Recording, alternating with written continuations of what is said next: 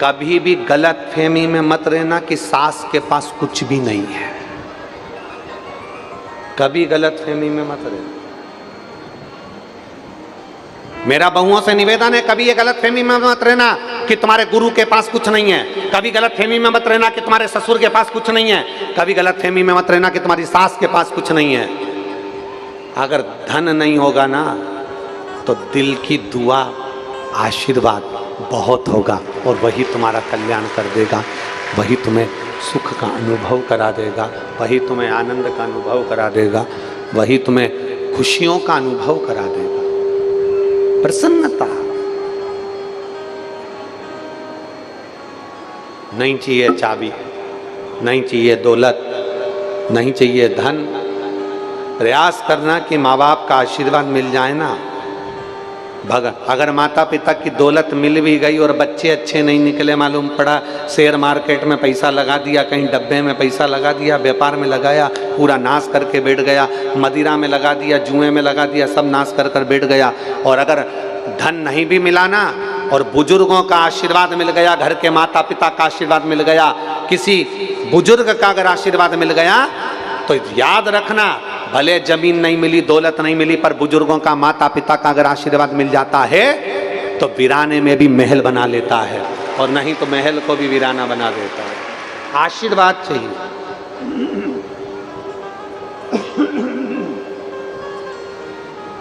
आशीर्वाद चाहिए। बिना आशीर्वाद के सुख का अनुभव नहीं होगा। श्रेष्ठ आशीर्वाद व्यक्ति को सुख की ओर लेकर जाता है। सुख की।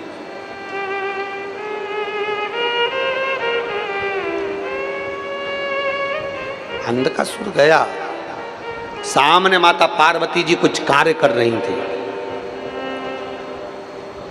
अब घर की स्त्री है, घर की नारी है, काम में लगी रहती है।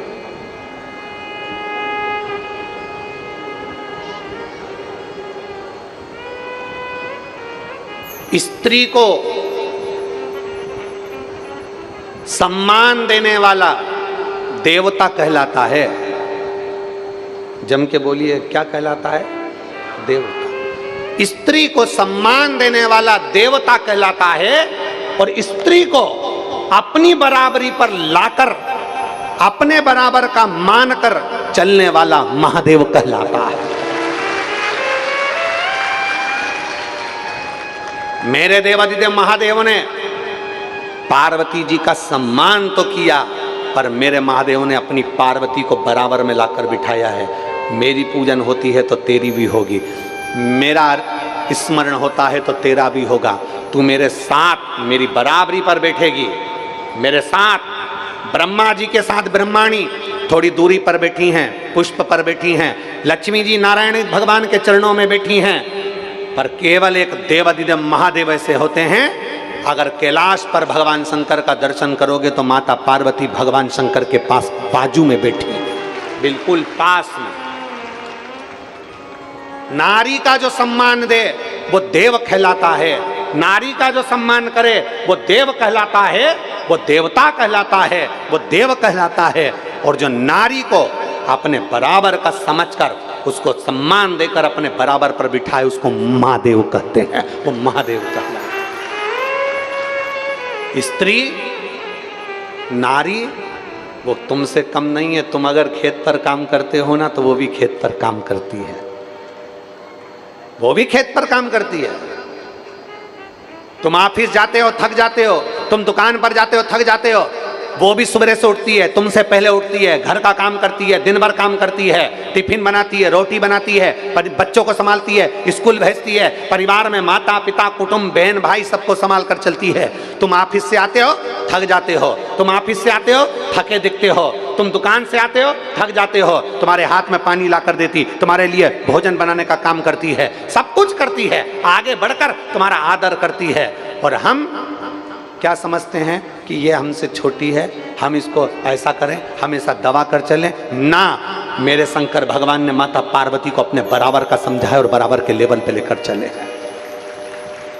सम्मान दीजिए, तुम काम कर रहे हो तो वो भी काम कर रही है, तुम कमा रहे हो तो वो भी घर में कार्य कर रही है, एक बराबर का काम करती है, एक बराबर का। और किसी किसी नौकरी करने वाली मेरी जीजियों को देखना, सर्विस करने वाली मेरी बहनों को देखना, सर्विस करने वाली मेरी बेटियों को देखना, पति भी नौकरी कर रहा है और पत्नी भी नौकरी कर रही है, उस घर की स्थिति देखना।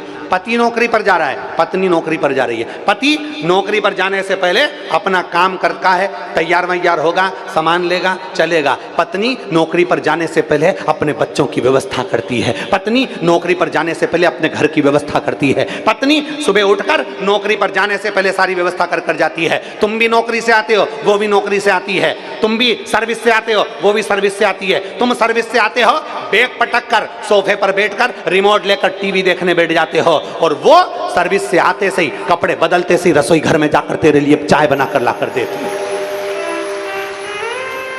सर्विस वो भी कर रही है, सर्विस तुम भी कर रहे हो। नौकरी वो भी कर रही है, नौकरी तुम भी कर रहे हो। भगवान शंकर की कथा कहती है, नारी को सम्मान देना तुम देव कहलाओगे, पर नारी को बराबर पर लाकर खड़ा कर देना तुम महादेव कहलाओगे। अपने बराबर का समझ, ये मेरे साथ है, कदम से कदम मिलाकर चलने वाली मेरी अर्धांगिनी, मेरी पत्नी, मेरी नारी, ये स्त्री, मेरी माँ, मेरे घर की मेरी बहन, मेरी घर की बहू, मेरे घर की बेटी, मेरी घर की पत्नी, ये मेरे साथ कदम से कदम मिलाकर चलने वाली है।